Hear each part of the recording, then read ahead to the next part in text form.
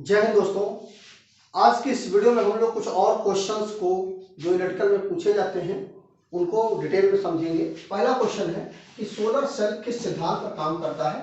तो जो solar cell होता है वो प्रकाश वोल्टीय प्रभाव पर काम करता है। देखिए इसमें होता क्या है, जैसा मैंने यहाँ पर लिख भी रखा है कि सोलर पैनल जो होता है, सोलर सेल जो होता है आमतौर पर सिलिकॉन का या किसी जो अर्धचालक होता है मतलब सेमी कंडक्टर होता है उस पर मतलब उस चीज से ये बनाया जाता है। जो सोलर सेल होता है वो किसका बना होता है, सिलिकॉन का बना हुआ होता है, मतलब जो अर्धचालक होता है उसका बना होता है। और इसके ऊपर क्या होता है कि कांच की इसके ऊपर एक लेयर चढ़ा दी जाती है। आपने देखा होगा कि इसके ऊपर एक कांच की एक मोटी सी सीट लगा दी जाती है और इसके ऊपर जो है लोहे का मतलब या एल्युमिनियम का जो फ्रेम लगा दिया जाता है, मतलब कांच का उसके ऊपर सोलर सेल के ऊपर कांच लगा दिया जाता है और कांच के ऊपर एक मेटल का चारों तरफ से इसके ऊपर फ्रेमिंग कर दी जाती है। अब होता क्या है कि जब इसके ऊपर जो सनलाइट गिरती है, जो सूर्य का जो प्रकाश होता है वो इसके ऊपर जब गिरता है मतलब उसको हम क्या बोलते हैं, फोटॉन बोलते हैं।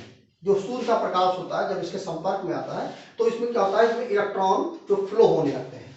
क्योंकि ये सेमीकंडक्टर होता है तो इसके ऊपर जब प्रकाश पड़ता है तो मतलब इसके अंदर जो इलेक्ट्रॉन होते हैं वो फ्लो होने लगते हैं और इससे क्या होता है कि इसमें जो इलेक्ट्रिसिटी है वो जनरेट हो जाती है।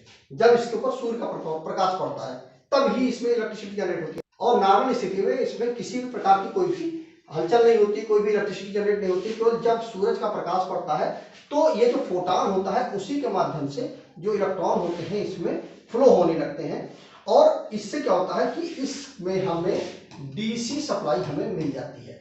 ठीक है, इसमें छोटे छोटे सेल होते हैं, छोटे छोटे सेल होते हैं और इन सभी सेलों को सीरीज में जोड़ दिया जाता है। ठीक है, तो इससे क्या होता है हमें डीसी सप्लाई मिल जाती है।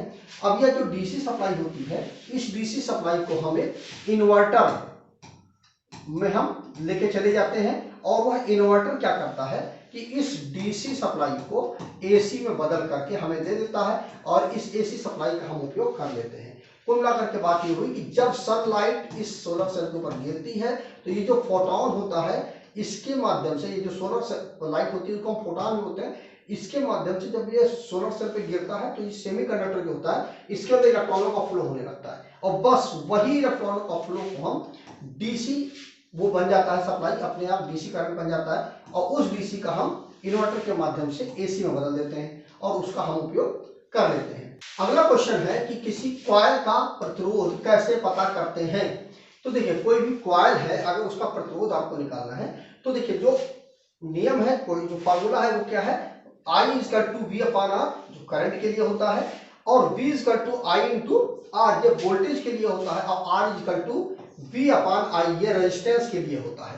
तो R is to V upon I ये जो फार्मूला है इसी के माध्यम से हम किसी भी कॉइल का प्रतिरोध निकाल सकते हैं। कॉइल क्या होती है, देखिए कॉइल क्या होती है कि कोई भी कंडक्टर होता है उसके ऊपर जब आप इस प्रकार से, ये हमारी कॉइल होती है। अब इसका क्या होता है, इसको हम अलग अलग जगह पे उपयोग करते हैं। जैसे कि मान लीजिए कोई भी रिले बनानी है तो वहां पर हम कॉइल का उपयोग करते हैं। कुल मिलाकर के इसका हम क्या करते हैं कि जब आप इसमें सप्लाई देंगे ना, यहाँ पर फेस और न्यूट्रल देंगे ना तो इसके चारों तरफ मैग्नेट मैग्नेट बन जाएगा। ठीक है, मैग्नेटिक प्रभाव इसके अंदर उत्पन्न हो जाएगा। आप समझ लीजिए कि जो इलेक्ट्रोमैग्नेट होता है ना, जैसे मान लीजिए कई कई बार आपने देखा होगा कि लोहे के बहुत सारे टुकड़े पड़े हुए हैं। अब इन टुकड़ों को आप अगर उठाएंगे तो आपको ज्यादा मेहनत लगेगी और ज्यादा समय तक काम करना पड़ेगा। इसके ऊपर क्या करते हैं, इस प्रकार से एक मतलब इलेक्ट्रोमैग्नेट बना देते हैं। इसके अंदर क्या होता है, कॉइल होती है। ठीक है, और यहां पर हम फेस दे देते हैं, यहां पर हम न्यूट्रल दे देते हैं। अब क्या होता है कि यहाँ पर जब हम फेस और न्यूट्रल देते हैं तो ये क्या होता है पूरा मैग्नेटाइज हो जाता है, यहाँ पर पूरा मैग्नेट बन जाता है और ये जो लोहे के टुकड़े होते हैं ये इसमें चिपक जाते हैं और जब चिपकेंगे तो क्या हो जाएगा, इसको उठा करके हमें कहीं लेके जाना आसान हो जाता है। नॉर्मली हम उठाएंगे तो हमें बहुत समय लगेगा, हमें ज्यादा मेहनत करनी पड़ेगी और जब इसके माध्यम से हम लेके जाएंगे तो हमें कोई भी मेहनत नहीं करनी पड़ेगी। तो यह जो होती है, अब यह भी देख लीजिए एक कॉइल है, ये क्या हुआ, एक सिंपल सा एक बेस है नीचे रिंग टाइप में और इसके ऊपर यह कंडक्टर को जो है लपेट दिया गया है। तो ये हमारी कॉइल हो गई। ठीक है, कॉइल ये हो गया। अच्छा देखिए कॉइल और रेजिस्टेंस में फर्क होता है। कॉइल इस प्रकार से, कॉइल का जो सिंबल होता है ना वो किस प्रकार का होता है, ये कॉइल का सिंबल होता है। ठीक है, और रेजिस्टेंस जो होता है वो इस प्रकार से होता है। कॉइल और रेजिस्टेंस में फर्क होता है दोस्तों, इस चीज को आप समझ लीजिए।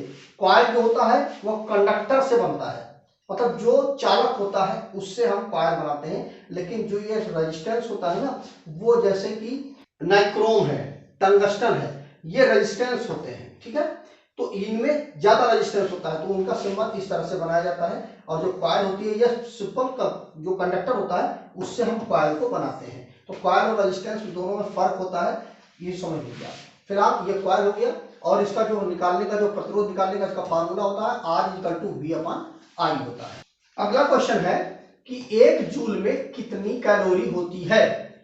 तो दोस्तों 1 जूल में 0.24 कैलोरी होती है, 0.24 कैलोरी होती है 1 जूल में। अगला क्वेश्चन है कि गीले शरीर का जो प्रतिरोध होता है वो कितना होता है।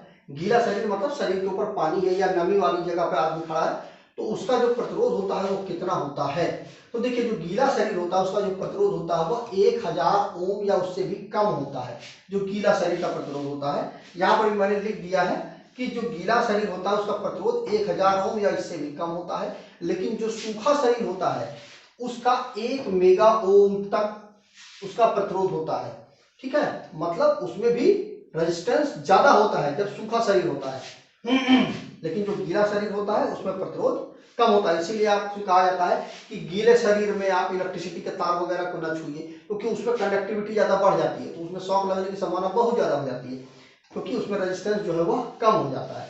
लेकिन जब सूखा शरीर है तो उसमें आपको रेजिस्टेंस ज्यादा मिल जाएगा, इसलिए वहां पर जो है शॉक लगने की थोड़ी संभावना कम हो जाती है। शॉक तो इसमें भी लगता है, और शॉक सूखे में भी लगता है, शॉक गीले में भी लगता है, लेकिन जो सूखा शरीर होता है उसमें शॉक लगने की संभावना थोड़ा सा कम हो जाती है, और जो गीला शरीर होता है उसमें शॉक लगने की संभावना ज्यादा हो जाती है।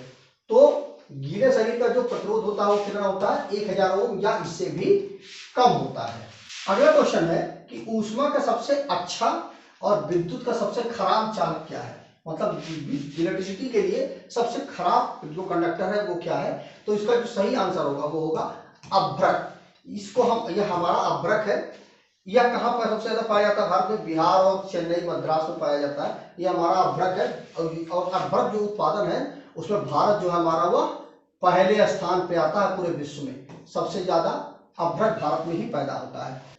अभ्रक का आपने नॉर्मली आपने उपयोग कहाँ पर देखा होगा, जो पुराने वाले आज के कुछ साल पहले आपने देखा होगा, या कहीं कहीं पर आज भी जो प्रेस होता है हमारा, उसमें जो प्लेट लगी हुई होती है, ये देखिए इसके ऊपर कॉइलिंग की हुई होती है, ठीक है। तो इसमें अभ्रक का ही उपयोग किया जाता था। जो सीट होती थी ना चमकीली वाली, वो सीट हमारी अभ्रक की ही होती थी, ठीक है। इसमें क्या होता है, यह विद्युत धारा के लिए तो यह कुचालक का काम करता है, लेकिन ऊष्मा का ये सबसे अच्छा चालक है। मतलब ऊष्मा को सबसे अच्छी तरह से ट्रांसफर करता है, गर्मी को सबसे अच्छे तरीके से ट्रांसफर करता है, लेकिन इलेक्ट्रिसिटी के लिए सबसे खराब चालक होता है जो हमारा अभ्रक होता है। तो दोस्तों इस वीडियो में हमने कुछ 5 क्वेश्चनों को अच्छे से डिटेल में समझा है। अगली वीडियो में मैं कुछ और क्वेश्चंस को लेकर के आऊंगा। कमेंट करके जरूर बताइएगा कि आपको ये वीडियो कैसा लगा। मेरा एक ब्लॉग है जिसका नाम है www.targetelectrician.com। वहां पर जाकर के आप इलेक्ट्रिकल से संबंधित ढेरों नॉलेज ले सकते हैं, पढ़ सकते हैं आप। तो आज वीडियो बस इतना ही। जय हिंद दोस्तों।